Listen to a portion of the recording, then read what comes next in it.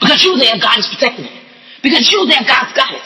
Because you there, God's going to take care of it. Because you there, God's going to prosper it. He said, what did he say? He said, no weapon formed against you. The truth is a weapon at night. I got on my knees and I was on my back. It was a long prayer, it was about 5 minutes. I interceded on behalf of Nikki, myself, the girl that was next door to me that didn't like me. I was in a room. I'm not in a room no more. Room can't contain me. I bust out of the room. Myself was busting out the door. People, I'm telling you, the prosperity that I saw inside that room, but I had to stay there until God brought me here. And when God brought me to Hagerstown, it was different because he upgraded me. I wouldn't have left that room, you see. I would not have left that room if he had not upgraded me. The room actually cost me more to live in than it cost me to live here. In Hagerstown. I have my own apartment. And she kept raising the rent. They raised the rent for a room. But I took it. And she said, you got to clean my pool. You got to answer the door when my dates come. And you got to iron my clothes when I want you to.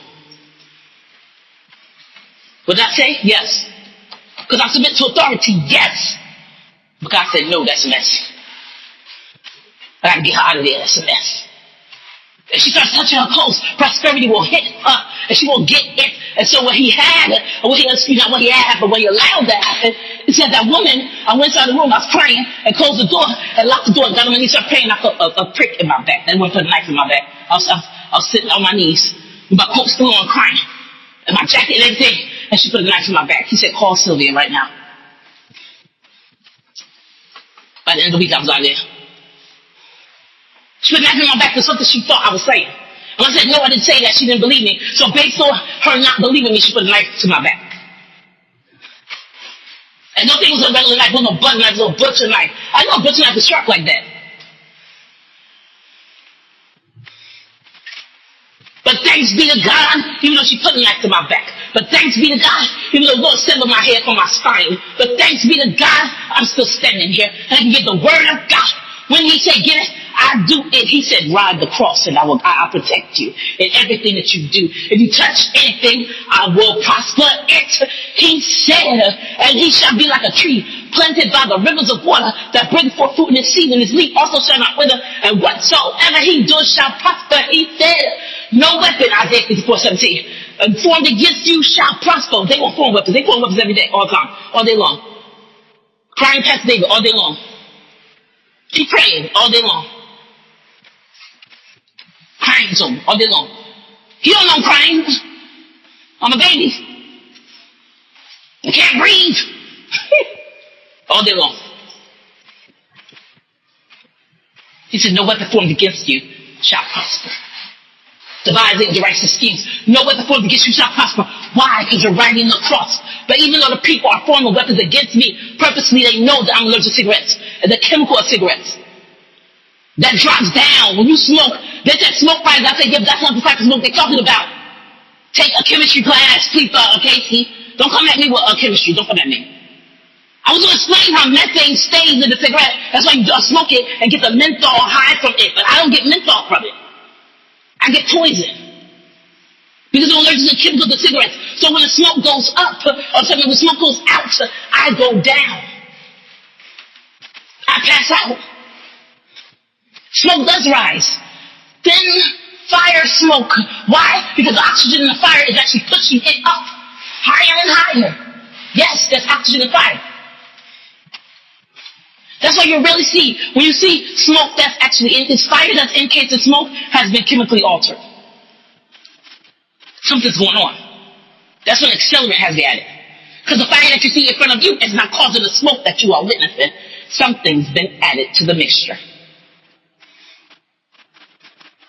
But when you smoke, puff, puff, puff, puff, puff, give, the smoke sits there. That's why when after people smoke, especially when they smoke weed, I want people to know they wave their hands in front of them. Because they still see the smoke, even though you may not smell it yet, they still see the smoke in front of them. So they wave their hands in front of them to get rid of the smoke, because they don't want you to know that they have been smoking. If smoke only got to rise to the top, then why are you smoking? If smoke only got to rise to the top, then as soon as you puff give, it will come out of you and rise you to the top like a helium balloon, would it? No. But smoke only rise to the top. Let's play around that for a second. So why are you sweeping up? Because I'm bugging, right? But why are you sweeping up ashes? As ashes, ashes, ashes, ashes, ashes, ashes. We all fall. Gene passes out. We all fall down. Why is there ember in front of me? An ash tray or ash can. Everybody smoking don't need an ashtray. Or let's say outside, right? Why do you need an ashtray if the content, all of the content of the cigarette rises to the top? Why is it that if you let an ember fall inside of the ashtray, it stays lit for a couple of minutes? A couple seconds, whatever. Until the oxygen that's in the air, the O2 overpowers it. It's too much for the ember, and the fire in it is too small, so therefore the oxygen doesn't feed the ember, it overpowers it. When you see a fire flicker, a flame go up higher, when you light it, it's because of the fact that there's oxygen in it, and you are empowering it. But when this air comes in and it puts the ember out, it's because the oxygen is overpowering it. Do you get it? There's a difference in overpowering and empowering. He said, ride the cross, you will be empowered. If you're not on the cross, when I get nailed to it, then you will be overpowered. Do you get it now? Smoke rises. Not all smoke, sweetie. You don't have to take chemistry for that class for that. Light a fire in your oven. We don't have fires here. We have electric ovens. But light a fire in your oven. You have a normal oven where I grew up, a normal oven with fire. Light fire to your oven. Smoke go up, right? You do. That's why you see it no more. Smoke a cigarette and watch the smoke. That's why people make designs with the smoke. They blow O's in the smoke. Oh, you silly for thinking that smoke automatically rises to the top. The smoke don't go up, and neither does the chemicals of it. That's why I still smell it, and I'm beneath you on the bottom floor. I still smell it, and I still deal with it to forget the smell, because that shut my lungs down. Forget the smell, the chemicals put me out. Good chemistry lesson for you. Get on the cross and ride it, and you don't have to worry about me dying and passing out from your smoke. He said, when I see the blood, I'll pass over it. Put the blood there. Put the blood on it. Make it and put the blood on it. Right? Put the blood on it. Right? Who God?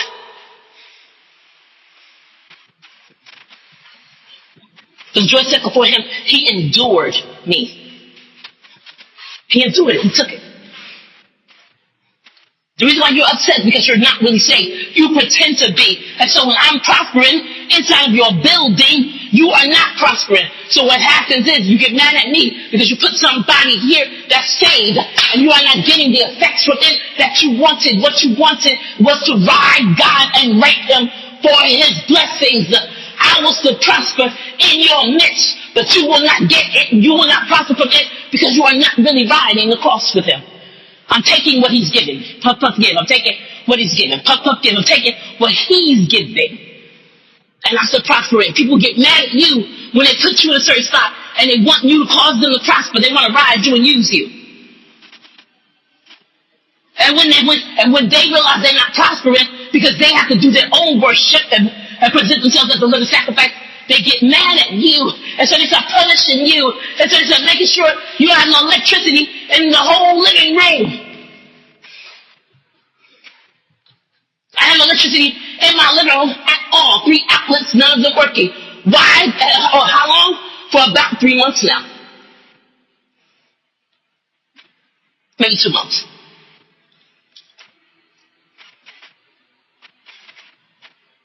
That's dangerous.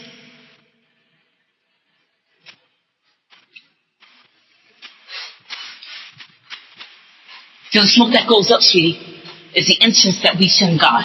The only smoke that goes up without coming down is the incense that I send up to God. When I lift my praises up, he says my praise, his incense in his nostrils. But it also makes sense. If his incense in his nostrils, that makes sense, and that's how he will come down and inhabit the praises of me, his people. He inhabits my praises. If you're not praising, he's not inhabiting anything with you. You can act like you are so saved and put on a show if you want to. And act like, oh, Jesus, oh, when you're in church, it doesn't matter. God sees right through it. I saw right through it. And I had to get away from it and make me want to vomit. It's disgusting. I can tell fake praise. That's why I sit in the front of the church. So I don't have to see your fake attention tees. I don't want to see it. Give all that you have to God, even if all that you have to God today is a whisper. You ain't got nothing else because you're so sad because you're weak, whatever happened to you. Be honest with God. When I see fake, I want to lay the person out. Because God, the Jesus died on a fake cross. He died on a real one. And had him naked for you. And you clothed, and you can't give a real praise. When I see that your stuff, your building, or your life, or your talk, or your walk, or your school, or your business, when I see it's not prospering, I know.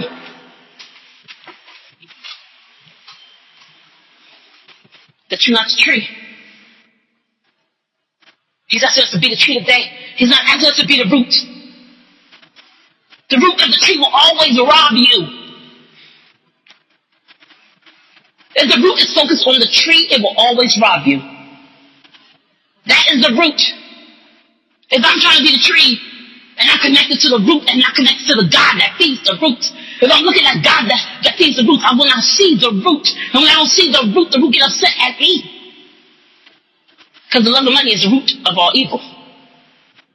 If the root is focused on the root, or the tree, or the water, or the lake, or the fruit, or anything but God, it will not get what it needs. So it easily becomes the root. The love of money is the root of all evil. God never told you to be a root, he told you to be a tree. So I heard the Holy Spirit say, he said, that's that name, that right there, her name, is the root. That's what they call her, the root. I ain't no better. They call me supplanter. Some days I act like Elizabeth, the gift of God, but my first name is still the supplanter. My first name is Jane, supplanter. I be going around tearing stuff up. I told her I would tear this business up. And I did. And I won awards for it. Sometimes you get awards, sometimes you get fired from it. I also got fired from that too. They said, because you can't do it anymore. You try and you put yourself at such a high level, right? First year, I beat the first level of budget. The second year, I made up the thing. I made up something where, first year, actually I made up something where I beat my first level. But I had never even going above 60,000 in that studio. I was at 150,000 in the first year I was there. Because I made something up. I did a thing. It's my thing. So they put me in a 2-camera studio. I went from 1 camera to 2 camera immediately. And they fired the girl and said, get out, we put somebody else in here. Which is terrible. They could have put her in my studio, but they didn't. So she was when I got there, she was at F. They have A, B, C, D, E, F. F is the lowest level of volume. When I got there, she was at F. When I was there for a year, I put it at a C. $250,000. I won so many awards. Next year, they put me in a 3-camera studio. I said, I'm tired. Because what I'm doing is, it takes so much energy. And the way that it worked, it did not work because of the fact that it worked only in Target and only works when you have more than one person working. If that person raises the studio volume, you need more people working. But the problem with that was, they didn't want to invest. I said, come get a 310 by 13. This person came in, I took a whole bunch of pictures, and then they would choose. I said, the 10 by 13 is free, so it's going on the first pose. So no matter what the kid was doing, I ain't taking a crazy mess. But no matter what the kid was doing, I got on the first pose. I also want people to see, no matter whether your kid is sitting there smiling happy or not, that your kid is beautiful. Parents turn around, Jenny, you didn't smile. I said, don't yell at that kid. People came back to me because they knew I would always defend their kids. To them. I had roughneck customers. I was in New Jersey, I was in London. New Jersey, I was a roughneck, so I had roughneck customers. Don't yell at that baby. That baby's being himself. He's laying out screaming. You're not sitting crisscross applesauce like you want to? Don't yell at that baby. He being him. One city that stands out the most, I got these pictures of these 2 girls. Spiracles in their hair. Beautiful girls, Caucasian girls with spiracles in their hair, beautiful baloney curls. They call them Shirley Temple girls. And at one point, the mom was yelling at them, and I took the picture. And she got another one. I took the picture. They were trying. When the mom got out to the kitchen, she said, you took the picture? I said, yeah. She said, Jimmy, I was crying. I said, I know. And I like these better than the ones that you asked for. We got out to the studio, the computer. She started crying. She said, I want those pictures, but I cannot buy them. I cannot afford them. My husband won't let me get them. She said, I want those pictures. My husband gave me $10, but I want those CP pictures. I said, here, let me give you Smiles by Wire for free. It's an investment. If you don't invest in people, they will never come back to see you. When you invest, no matter what you invest, when you invest in people's kids, they will come back. Because they know you care. I knew them kids' names when they came back in. $250,000 worth of pictures, but I knew the kids' names. Because they stood out to me. When they came back in, right, they got that free tip by 13 and the free Smiles by Wire. And the husband, I said, don't worry about it. Give it 2 weeks, then your husband can sit down and look at the pictures. And if he say that you can't buy them, then don't buy them. But I guarantee you that won't be the case. The Smiles by Wire is basically, I'm sending them all the pictures online. They can make a screensaver out of them, but they can also buy them and give them to friends. They can share the screensaver. They can share the Smiles by Wire too. Give it to people, and people buy their own pictures from Smiles by Wire. But the company got sick of me investing in folk. And that's a good job, company. Why? Because I was giving stuff for free. But if I could get for free, I gave it. Smiles by Wire, they were ordering $14.99 pictures. They came in for a free 10 on 13, and they're ordering 6-7 pictures for $14.99 a piece. Make an investment. They will buy from you based on the fact that I sit back as a customer now. I will buy from you based on the fact that you know that my niece's middle name is Caitlin and it starts with a C.